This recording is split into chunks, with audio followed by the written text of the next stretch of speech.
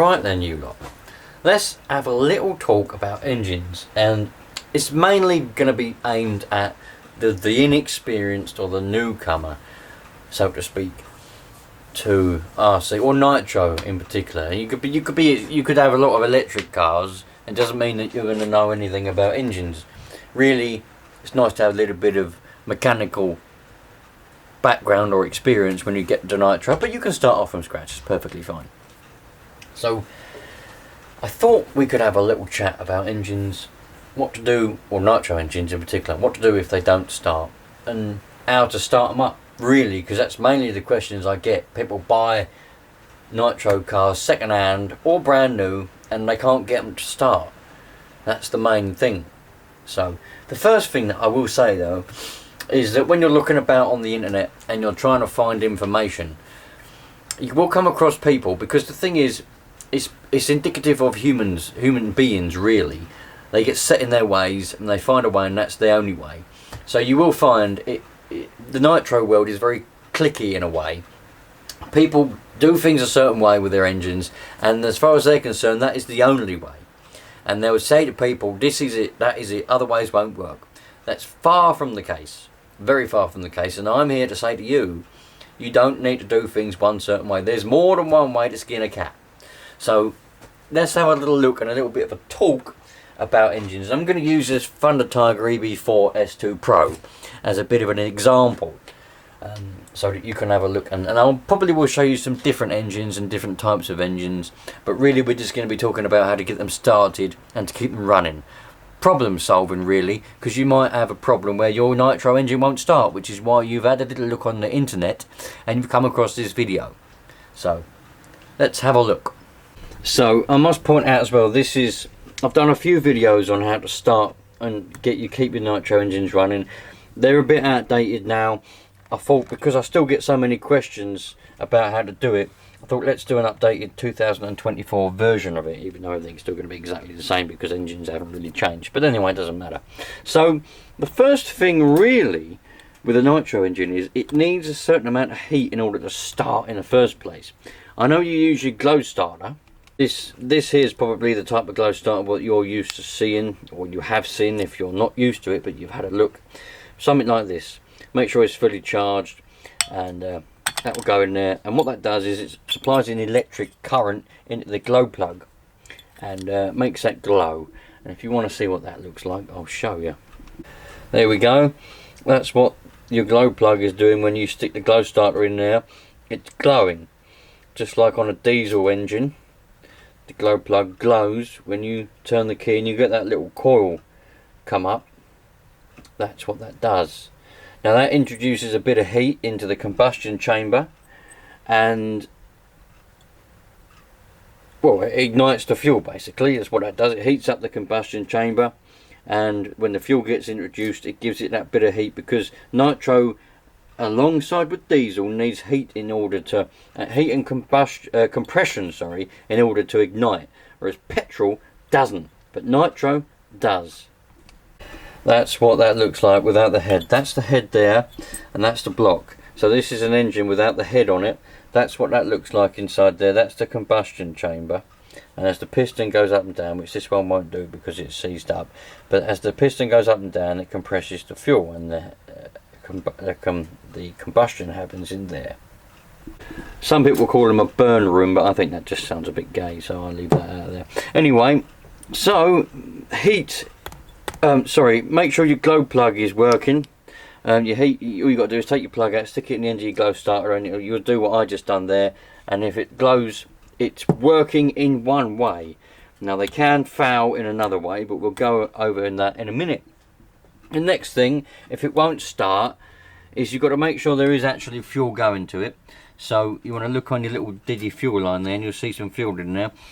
If you're not really sure and you can't see, all you can do is you can take that fuel line off, right, and then you also take that one off, right, blow into this one, which goes to the top of the tank, blow into that, and you should see the fuel come out of this pipe.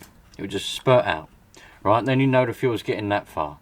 Now you could still have a bit of a blockage in the carburetor, but that's for a bit more advanced, and we'll go into that and probably in another video, or maybe in this one, depends on how long this video gets. So you've got fuel up to there, and when you blow in this pipe in order to prime it, yeah, blow through this pipe in order to prime it, you might hear it go, and you know it's gone into the carburetor.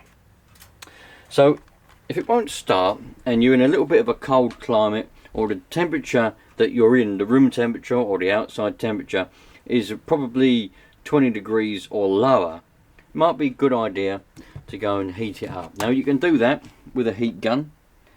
This is one of my many heat guns that I use for nitro engines. This particular one is probably about 15 or 20 years old, and it does a bloody good job, I tell you that now. So you can use a heat gun, and all you got to do is heat up the head. You can heat the block up as well, just blow it on there for probably about 2 minutes, and that'll be nice and toasty, and then you can give it a go. You can also buy these engine heaters here. You buy these, they're about 20 quid. They run on a 3-cell or 3S LiPo battery. They need at least 11.1 volts. You can't run them on anything. You won't run them on a 2S 7.4 volts. There won't be enough power. It won't be really, I don't even know if it will come on, to be honest, but it wouldn't work. It needs to be at least 11.1, which is a flat battery, or 12 volts really, any more than that. When you buy these, they come with a little adapter that plugs onto here with crocodile clips, and you can plug them onto a car battery. You can plug them onto one of them car batteries, so if you're out and about and you want to plug it into your car battery, lift your bonnet up, and there you go, you've got your engine heater. So you put that on there, and that heat your engine up nicely, you see, because as I said, these engines need heat in order to start up. So let's say you've done that. You've verified, as far as you're aware, that there is fuel going in there. You've verified that the glow plug is actually glowing when you put it on the glow starter, and you've heated the engine up, but it still doesn't seem to want to start. Well, what do you do now? Well, there are quite a few things, but because I'm aiming this video at the beginner or the novice or the inexperienced, I don't want to go too deep into it and confuse anyone yet. So what I'll say is, a lot of people do get stuck, and they get properly sort of into the whole factory settings rubbish. Now, factory settings is a load of rubbish when it comes to carburetors, because a lot of the time you'll find the factory settings aren't any good anyway. The amount of times people have said to me, I can't get this engine to run. I've set the needles, I've set the carburetor back to factory settings, the standard settings it comes with when it's out of the box, and it won't run. Or it'll run, but it won't run well, and it conks out, and it runs lean, or it does whatever.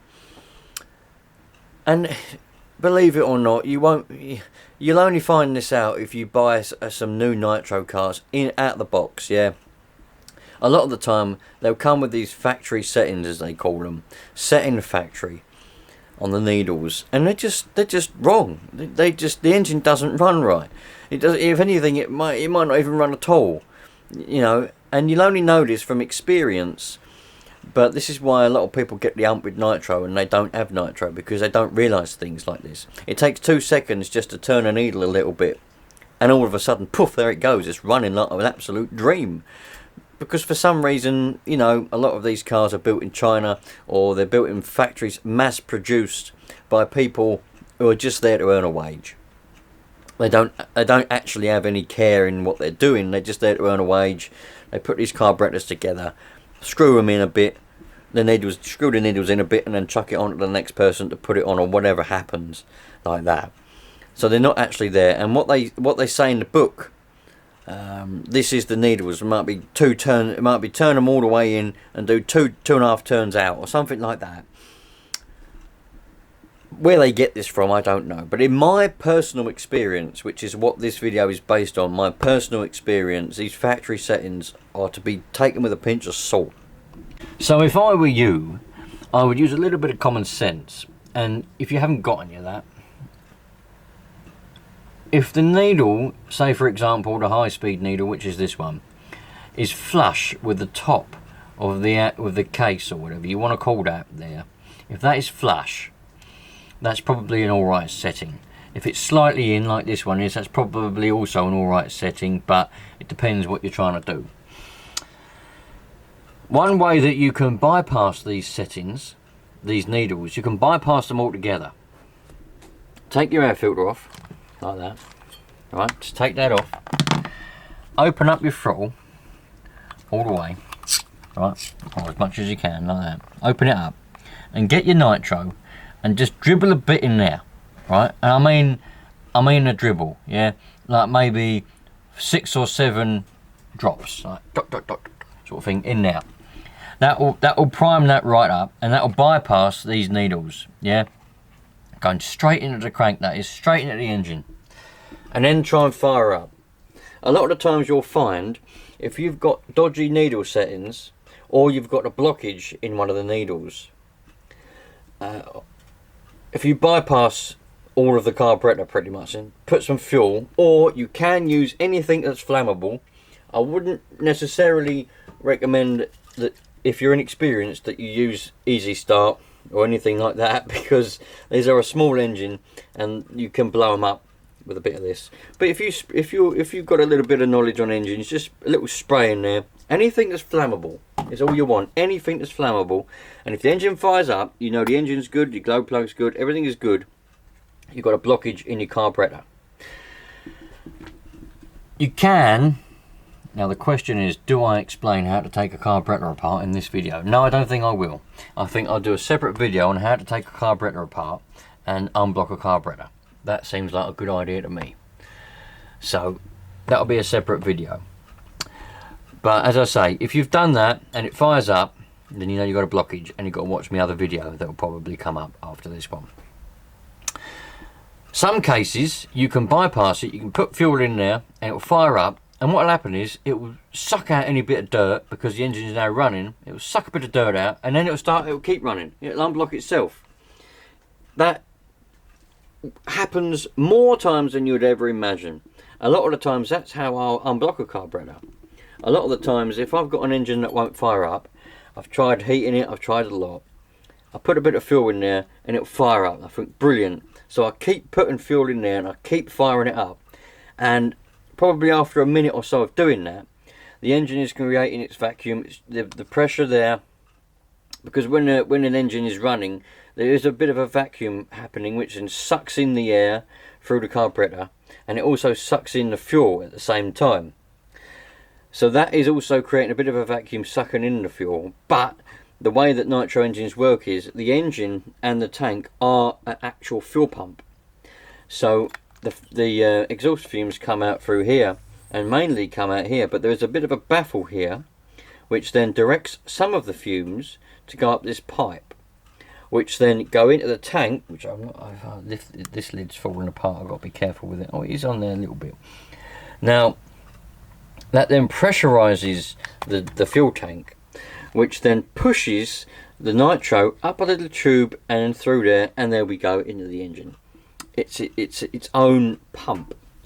So as I say, by keeping the engine running, by drip feeding it fuel in there, straight into the throat of that carburetor, you're creating all this pressure and all this vacuum, and a little bit of dirt would suck in that needle, can then go, and it'll go into the engine, get burnt and go away forever. And it's unblocked itself. That you can do that. You can do that. You shouldn't give up straight away. I see a lot of people give up straight away. It's with nitro engines or with two-stroke petrol, or not diesel, but with petrol engines, you know, you might get a lawnmower or something, or a strimmer or a chainsaw, you know, and they're like, oh, it won't fire, it won't start, and they spray a bit of stuff in the air filter, and then it'll fire up, and they go, oh, carburetor needs a clean, and then they give up, and then they take it all apart. Man, a lot of the times, if you just keep it running on the spray, yeah, or keep it running with a bit of petrol going into it, or nitro in this case, it'll suck itself through and clear itself out. Trust me, it can happen. I'm not saying you should sit there for half an hour doing it, because if you ain't going to unblock in a couple of minutes of the engine running with a bit of a drip feed, then you need to take the carburetor apart and you need to clean it out. But you can save yourself a lot of hassle or a lot of time if you want to save time, just by getting it running and keeping it running with a bit of a drip feed for a little while. So there's not a lot to a nitro engine. They're very simple engines, extremely simple engines in fact. There's so little to them that it's unbelievable. So the reasons why they won't run are very, very small. There's not a big list, so there's not really a lot for me to go on about, although I have talked quite a lot in this video, I know that. But if you've got air going in and you've got fuel, just say you've established you've got fuel, because if you take this tube off and blow through this tube, the nitro will go through there, and if you look in there with the throttle open, as that one is now, see, that is closed, tick over position, that's halfway, and that's full throttle. If you have it open at full throttle and you blow through this little tube, I'll see if I can show you. Right, I'm going to blow through that tube now. Hopefully you can see. Hold on. I'm trying to get the tube. You should be able to see the nitro go in. I'm trying to get it so you can see it, because I don't want to. Right, ready? Did you see it go in? You should have seen that fuel go in there. Now, that means there is no blockage anywhere.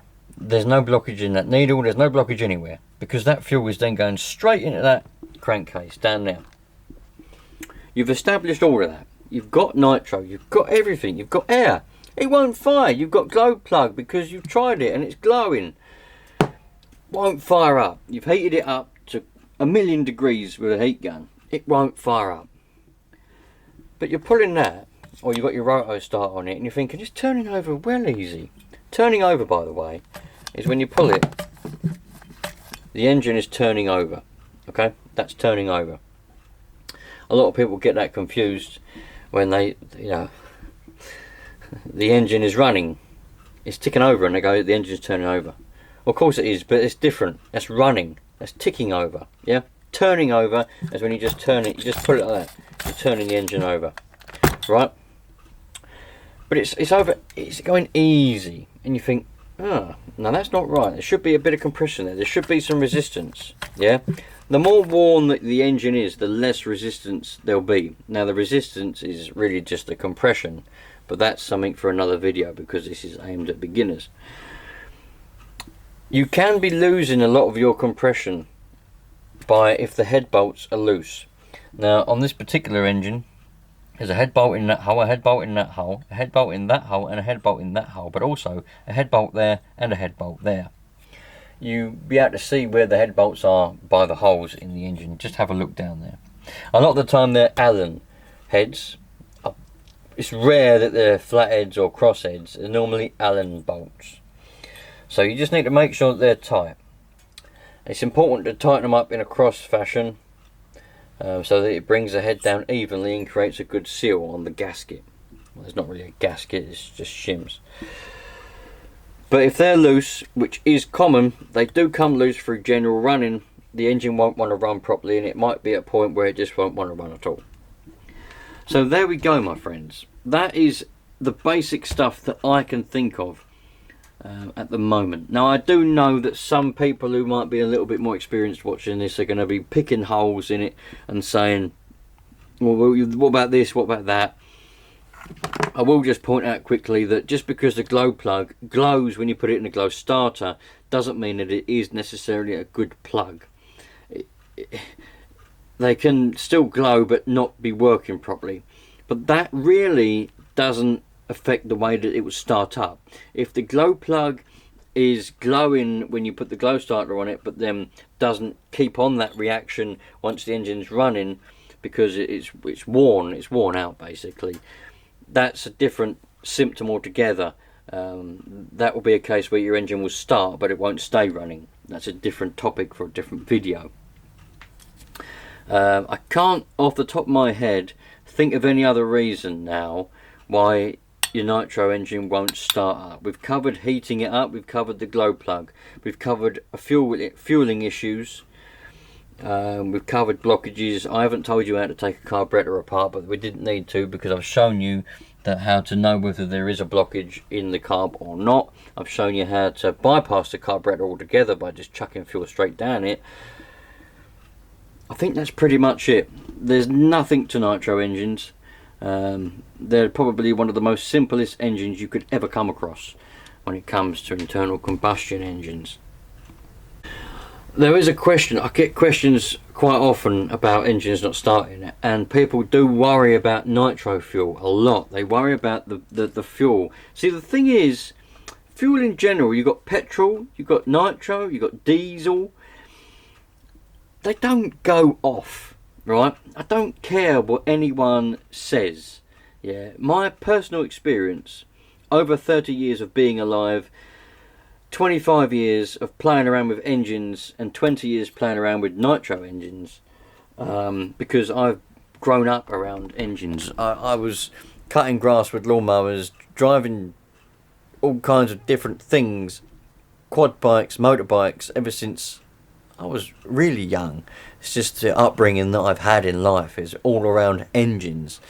Fuel just doesn't go off, alright? It can go funny, but it won't ever go off and not run. I've had petrol that's over 20 years old in a tank of a car, lawnmowers, all sorts of things, and they fire up and run alright. They don't run minty perfect, but they run fine, perfectly drivable, and run perfectly well on that 20-year-old petrol. Diesel doesn't go off. Diesel is just diesel, yeah. That's been in the ground for millions of years as it is, and it just doesn't go off. It doesn't go bad, as long as it's not mixed with water or anything else. If it's just left pure, it's fine. Nitro fuel also doesn't go bad. This is 30% Opti-Fuel. I don't know what they do have a manufacturing date on them sometimes. The 24th. See that they've got expiry date there. The 24th of the 4th, 2021. And we're now in 2024, but that doesn't make a single bit of difference. Now, you've got to remember in life what theory and paperwork and everything else says doesn't always come into reality. Alright? So, it might have an expiration date on it. Doesn't matter. I've been running this 30% nitro the last couple of weeks. It was at the back of the shelf. I forgot all about it. And I found it a few weeks ago, and I've been running it, and there's nothing wrong with it whatsoever. The other myth, I suppose, is that when people say once it's out of the bottle, it's no good, you've got to throw it away. So if you leave it in the tank of your car for a week, it's no good anymore. You've got to drain it out and get rid of it. Rubbish. Absolute rubbish, my friends. So if you're, say you're new to nitro, as I'm expecting you to be watching this video, you've got nitro in a tank, you bought a second-hand nitro car, it's got nitro in the tank already. Just run it. Just leave it and just run it. It'll burn off. Fine. If the bottle's been open, it doesn't matter if the lid is off of the bottle for a day, two, it doesn't matter. You could have this nitro in an open mug, for example, or an open can, as long as there's no water getting into it, or, well, mainly water, I mean anything else doesn't really matter. It doesn't matter, it doesn't go flat like fizzy drinks. People have sent me messages before saying, I've got this half a bottle of nitro fuel, do you think it'll be flat? And I'm like, flat? It doesn't go flat, you know. It's perfectly fine, honestly. Just don't get caught up and start worrying and think, oh, I've got this whole bottle of nitro fuel, it's cost me 30 quid and now it's wasted because I've left the lid off for a day. Oh, it doesn't matter. It really doesn't matter. Just put the lid back on it and use it. Yeah, it'll be fine. Just don't worry about it, my friends. So what I'm trying to say is, my point is, what I'm trying to say is, if you've got your nitro car that won't start and you're thinking to yourself, oh, the reason why it won't start is because I've got fuel in this tank. Look, this one's got fuel in it. It's been in there for bloody months. I've got fuel in the tank, and it's probably gone off. It's probably gone bad, because a lot of people think petrol does. It doesn't. A lot of people think nitro does. It doesn't. The only way that it can go bad is if it's got some water gone into it. So let's just say, I don't know, it's rained and the rain's got in there and there's a lot of it. A little bit ain't gonna matter, but water doesn't burn, obviously, and water doesn't compress. So water in fuel is bad. If you've got your nitro stored in a metal container where condensation is going to happen, it can happen on plastic as well. Condensation can introduce water into the fuel and then it might go bad. But the fuel itself doesn't go bad, it's just the fact that it's been diluted with water, and water doesn't combust, water doesn't burn, the engine can't but run on water. But as long as the tank's been sealed up like that, right, or even if it has had the lid open, but you know it's been in a dry atmosphere, it's fine, absolutely fine. The fuel's not a problem. One thing I will say is though, nitro fuel, because of its properties, it can go like a bit of a jelly. So if you have left fuel in your tank, which they say you're not supposed to, and I used to abide by that until I realised that it was a load of rubbish, and you just have to apply some common sense. So it can go to jelly, and it can go jellified in the actual pipes, the fuel pipes, and in the carburetor. And then they get blocked up, obviously. The way to get that out is just blow through the pipe and the jelly will pop out like a little jelly sausage, and then the fuel will follow it afterwards.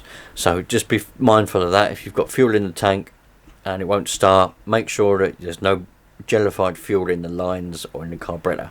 But other than that, that's pretty much it. If I've missed any, if you're a bit more experienced and you're watching this just for the fun of it, and you think I've missed something, by all means put it in the comments, because that's how everybody learns, by reading things.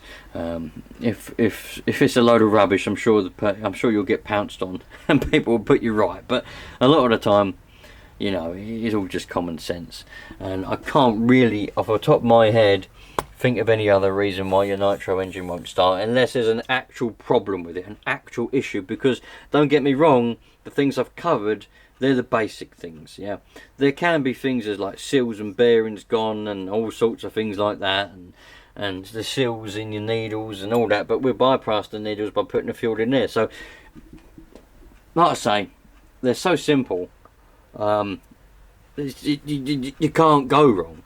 It's as simple as that. I don't know where else to put it in any other way. You just need a little bit of patience. Patience is the key. You need a little bit of patience. 5 or 10 minutes and you'll have your engine running, if you've just got the patience to sit there and, you know, do things like that. Just as a little bit of a recap at the end of the video, I've talked enough about it, this video's long enough now anyway. A little bit of a small recap. If your engine won't start, check your glow plug the way I described, make sure that's alright. Heat your engine up with an engine heater or a heat gun, get it nice and hot. And you can bypass all the carburetor, all the fuel thing, all the pipes, everything like that by dumping a little bit of nitro straight in that carburetor like that. Just put it in there, don't put too much because you'll flood it, and then if it fires up, you know then that you've got a blockage somewhere in the carburetor. If it doesn't fire up, there's another issue, but more than likely it's just a bit of a temperamental engine and you just need patience and you can get it to run. Nitro engines, or as with any internal combustion engine, can be temperamental, you know, just like a woman at a certain time of the month. Very temperamental sometimes. Sometimes they'll run and start no problem, other times they'll be a little bit reluctant to start. You just need to help them along, no problem at all. Thanks for being here, you lot. I hope that I've helped you in some way or another. If you didn't find any of my help or advice helpful, that's fine. You can even leave a comment and say that was no good if you want. It's completely fine. Helps me out. Every comment's a good comment. See you later, you lot. Treat each other nicely, look after each other, and we'll all have a nice happy life. Cheerio.